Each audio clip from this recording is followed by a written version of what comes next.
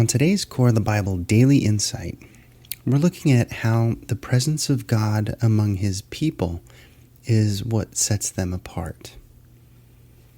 In Exodus 33, verse 16, Moses says, "How will anyone know that you look favorably on me and on your people, if you don't go with us?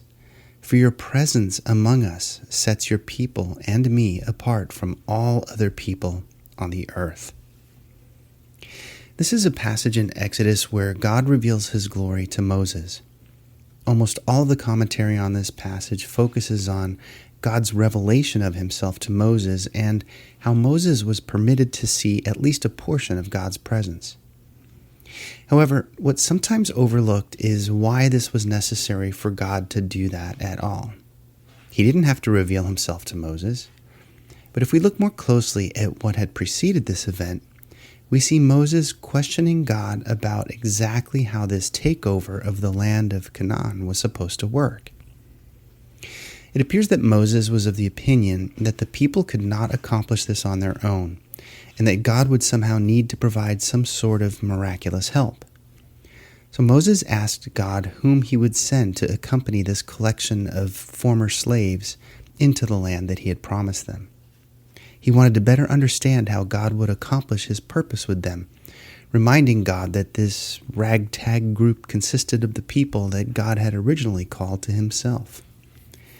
In Exodus 33, verse 13, he says, "If it's true that you look favorably on me, let me know your ways so I may understand you more fully and continue to enjoy your favor. And remember that this nation is your very own people." Well, God responded that He Himself would accompany them.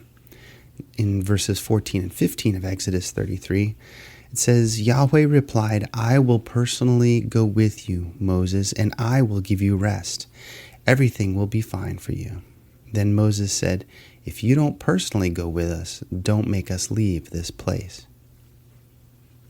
Moses reveals that if the miraculous help that they had received when they left Egypt does not continue, then they're better off remaining in the desert. If God was not to accompany them, then what would distinguish them from any other nation? Well, Moses correctly states that it was God's presence among them that set them apart. And they were to be a unique people due to their unique relationship with the Creator. In the same way, it's God's presence among His people today that sets us apart from all other nations. While His kingdom is universal in scope, the unique relationship of believers with our Creator should cause us to act and think in ways that are distinct from our respective cultures. It is His presence that causes us to be the salt preservative in a decaying world, the light amidst the darkness of ignorance. Ultimately, we are set apart and holy, not because of what we do or who we are in ourselves, but because of who He is and what He chooses to do through us. Well, I hope today's insight was helpful for you. As always, please visit coreofthebible.org for hundreds of Bible articles like this, along with other podcast episodes and videos. Thanks so much for listening today. Take care.